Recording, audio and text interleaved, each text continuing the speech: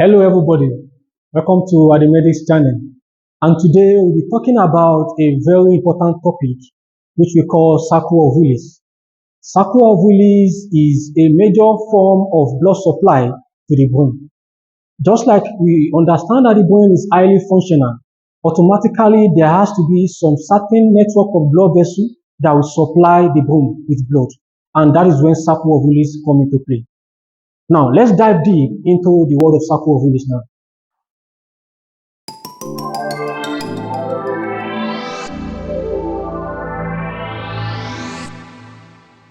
So when you're talking about Circle of Willis, we are referring to arterial anastomosis that occurs within the base of the brain. By anastomosis, I mean interconnections of our blood vessels. So the base of the brain is where we can find this Circle of Willis. And the major reason why we have to have interconnections of blood vessels within the base of the brain is to make sure in case of occlusion of any particular artery, other artery will compensate for it. The brain is a very delicate organ, and as a result of that, any blockage of adequate blood supply to that brain will cause stroke for such patients. To avoid that, Circle of Willis is in place to make sure there is a compensatory mechanism to provide adequate blood supply to the every part of the cerebrum and also of other parts of the brain too.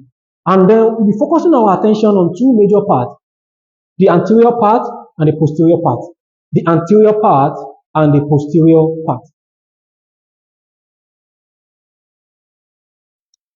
Before we go deep into the anterior and posterior parts, there is something I wanted to have at the back of your mind when it comes to Circle of Willis. The fact that the major blood supply to the brain is by the internal carotid artery. Internal carotid artery. The internal carotid artery is also supported by what we call the vertebral artery. Vertebral artery, which is a branch of the subclavian artery. So the vertebral artery together with the internal carotid artery, they are the major blood supply to the brain. So everything I will be saying will be, every blood vessel I will be talking about now will be a subdivision or a branch of these two major blood vessels. So this Circle of Willis we are talking about, this is how it looks like within the base of the brain. Let's assume this part is what we call the internal carotid artery, that is a cut section of the internal carotid artery, the right and the left side, the ICA, internal carotid artery, a cut section of the internal carotid artery. And then, remember I said the brain is being supported or supplied by two major blood vessels, vertebral artery and the internal carotid artery. This is the internal carotid artery. But for the vertebral artery, that one comes from the posterior part. And I say we have two vertebral artery too. We have two one on the right side, vertebral artery, vertebra, and the one on the left side. So we have internal carotid artery and we have the vertebral artery, both of which are the major blood supply to the brain. And every other blood vessel we're talking about will be majorly a branch of these two arteries. Taking it one by one now, for the anterior branch or the anterior side of the Circle of Willis, we'll be considering two major things first, which are the anterior cerebral artery, anterior cerebral arteries. I want you to understand that we have two anterior cerebral arteries, one on the right and one on the left. One on the right side and one on the left side. So these anterior cerebral arteries originate directly from internal carotid artery. That is, they are direct bifurcation from the internal carotid artery. It is of importance to also understand, just like I've said earlier, that the major blood vessels supplying the brain is by the internal carotid artery and the vertebral artery. And I said every other blood vessel that will be supplying the brain will be branches of these two arteries. So the first branches I'm talking about now is this anterior cerebral artery, and it is a direct bifurcation from the internal carotid artery. And this is where we can label it, that is anterior cerebral artery on the right side, anterior cerebral artery on the left side. These two cerebral arteries, which are on the anterior side, there has to be communication between them. If we say circle of Willis, automatically that means it has to form something like a circular arrangement. For this to take place, that means we have to have something that will join the anterior cerebral artery on the right side to the anterior cerebral artery on the left side together. And that is what we call the anterior communicating artery. Anterior communicating artery. So that means we have two anterior cerebral arteries and two anterior cerebral arteries and one anterior communicating artery. Anterior communicating artery. This will connect the two anterior cerebral arteries together, making sure we've already formed a half of a cycle. That means we are left with the posterior side. So automatically, I want you to also understand something. For this anterior side, there has to be some other branches from each of these anterior cerebral artery. At least the anterior cerebral artery will have its own bifurcations, each of them on the right side and on the left side, so as to make sure they go to various parts of the brain within the anterior compartment and supplying blood to every part of that structure. So just like the anterior compartment that has already formed the half of the cycle for us, that means the posterior compartment is going to form this other half. As a result of that, we are going to have a cyclical arrangement of blood vessels.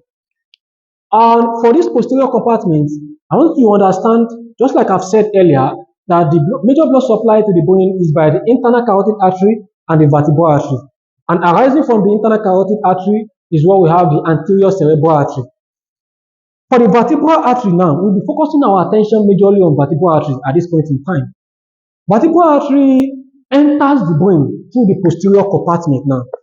So this is our brain now. The posterior part of the brain, that is where the vertebral artery enters the brain. This anterior aspect, we are talking about the anterior compartment of the brain A. So just take this as being the anterior compartment within this compartment, and then this vertebral artery entering the brain through this posterior compartment now. So as the vertebral artery enters the brain through the posterior compartment, remember I said we have two vertebral arteries, the one on the right and the one on the left. So they now join together. They join together at this particular point to form a singular artery that we refer to as basilar artery.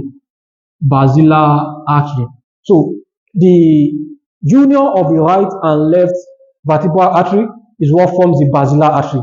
Take note, at this particular point, we have already entered the brain through the posterior compartment. So after the basilar artery has been formed, it moves upward. It moves upward and then to go and meet its own other compartment. But as it moves a little bit upward, there is something that happens which is peculiar to this posterior compartment. The basilar artery divides into two again. And that division is what we refer to as the posterior cerebral arteries. The posterior cerebral arteries. That means we have the right posterior cerebral artery and we have the left posterior cerebral artery. So automatically, that means the right and left posterior cerebral arteries, they are bifurcations from the basilar artery. Having said that now, the posterior cerebral arteries, arising from them directly is where we have the posterior communicating artery. For posterior communicating artery now, I want you to understand that the posterior communicating artery will be the one that will link the internal carotid artery to the posterior cerebral artery, making sure that we have a circular arrangement of blood vessels within the base of the brain. So automatically we are going to have two posterior communicating arteries, one on the right side and one on the left side. So at the end of the day, if you want to number these blood vessels that forms the circle of Willis, we are going to be talking about two arterial cerebral arteries. We are going to be talking about one anterior communicating artery. We are going to be talking about two posterior cerebral arteries, which are this one and this one, two posterior cerebral arteries. And then we are going to be talking about two posterior communicating artery, posterior communicating artery, the one on the right side and the one on the left side. Take note again, posterior communicating artery joins the internal carotid artery to the posterior cerebral artery. And as a result of that now, we've had a cyclical arrangement of blood vessels. There's another thing you need to take note of, which is very, very important. These blood vessels, they are the major blood vessels that form the circle of Willis. But that doesn't mean these are only the blood vessels we have in the brain. Each of them has various bifurcations to supply every structures within the brain. For example, now, talking about the anterior cerebral arteries, it gives us its own bifurcation supplying various aspects of the brain. Talking about the internal carotid artery, it also has some other bifurcation, even apart from anterior carotid artery that supplies it. So as a result of that, they make sure the brain is easily diffused with adequate amount of blood and nutrients. Having known the structure of the circle of Willis, in general, the circle of Willis is there to make sure that there is compensatory mechanism of blood flow to every part of the brain in case of occlusion of any particular blood vessel. That will bring us to the end of our discussion concerning circle of Willis. Please don't forget to like, share, and subscribe. And if you have any questions, please drop them in the comment section. I'll be answering them all. Thank you.